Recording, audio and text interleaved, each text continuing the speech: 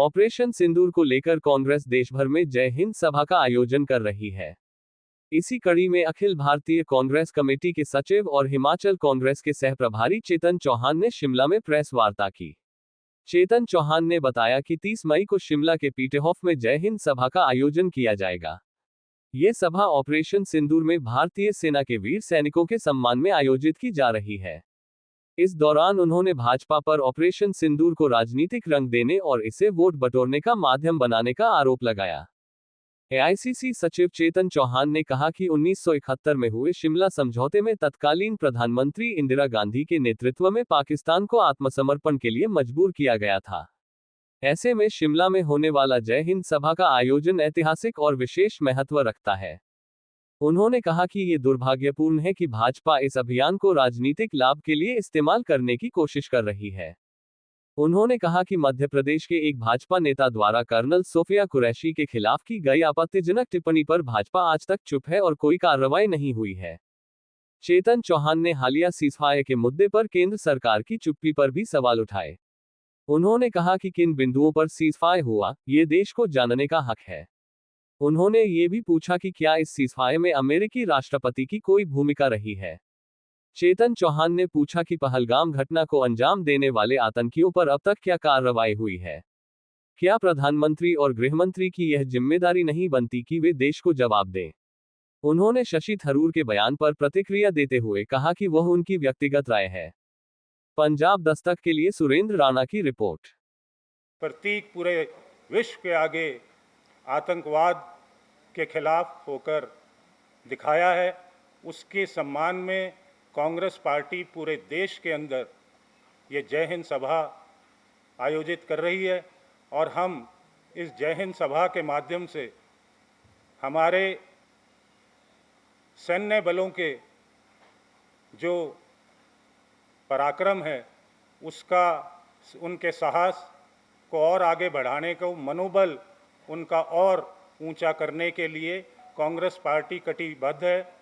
और शिमला के अंदर ये खास तौर पर इसलिए भी ज़रूरी है कि यहाँ पर 1971 में जो शिमला एग्रीमेंट हुआ था और किस तरीके से यहाँ सरेंडर कराया गया था, जिस तरीके से इंदिरा गांधी जी तत्कालीन प्रधानमंत्री ने पाकिस्तान की सेना को घुटनों पर लाकर यहाँ सरेंडर हुआ और पाकिस्तान ने माफ़ी मांगी, इसलिए शिमला के अंदर ये जय हिंद सभा और भी महत्वपूर्ण है। और आज ये बताना भी बहुत ज़रूरी है देश को कि जिस तरीके से हमारे जांबाज सैनिकों ने इस पाकिस्तान को घुटनों पर लाए और उसके बाद जिस तरीके से भाजपा ने हमारी बेटी और इस ऑपरेशन सिंदूर की कमांडर उनके खिलाफ अभद्र टिप्पणी करी और पूरी भाजपा चुप है। मोदी जी के मुंह से एक शब्द नहीं निकला जिसने ऑपरेशन सिंदूर को पूरा देखा और उनकी रहनुमाई में ये ऑपरेशन सिंदूर हुआ। कर्नल कुरैशी के खिलाफ किस तरीके की अभद्र टिप्पणी विजय शाह, जो इनके मंत्री हैं इनकी सरकार के अंदर मध्य प्रदेश में, और आज तक भाजपा उनके ऊपर कोई कार्रवाई नहीं कर पाई। ये दर्शाता है कि किस तरीके का दोगलापन इस भाजपा के अंदर आ चुका है कि देश के सम्मान में जो बेटी खड़ी है उसको भी ये अपमानित करने से पीछे हट नहीं रहे। इसी तरीके से ये फहरिस्त बहुत लंबी है। हर जगह कहीं ना कहीं इन्होंने आतंकवाद के माध्यम से इस देश की बेटियों को और हमारे सैन्य बल के साथियों को कहीं ना कहीं नीचा दिखाने का काम इस पार्टी ने किया है। आज देश जानना चाहता है कि जो सीज़ फायर हुआ वो किन बिंदुओं पे हुआ और इसमें अमेरिका के राष्ट्रपति डोनाल्ड ट्रंप की क्या भूमिका है।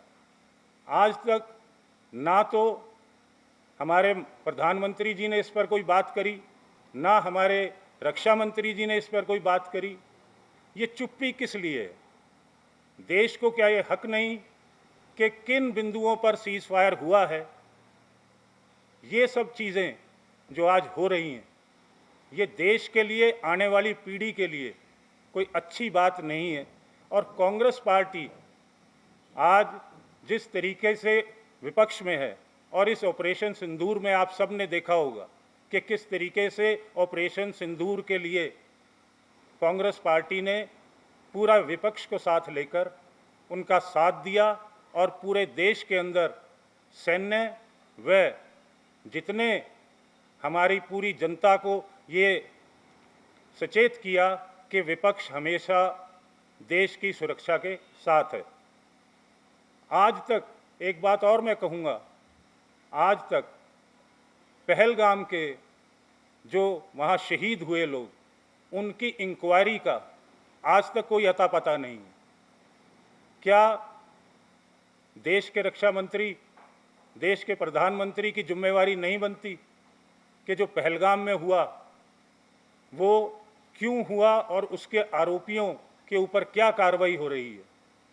सिवाय इस देश के आगे, इस देश की जनता के आगे झूठ परोसने के अलावा और कोई काम ये भाजपा की सरकार और हमारे प्रधानमंत्री जी बिल्कुल विफल। और आने वाले समय में कांग्रेस पार्टी कटिबद्ध है कि इस आतंकवाद के खिलाफ हमेशा जब भी ज़रूरत पड़ेगी, चाहे हम पक्ष में हों चाहे हम विपक्ष में हों, हमेशा जिस तरीके से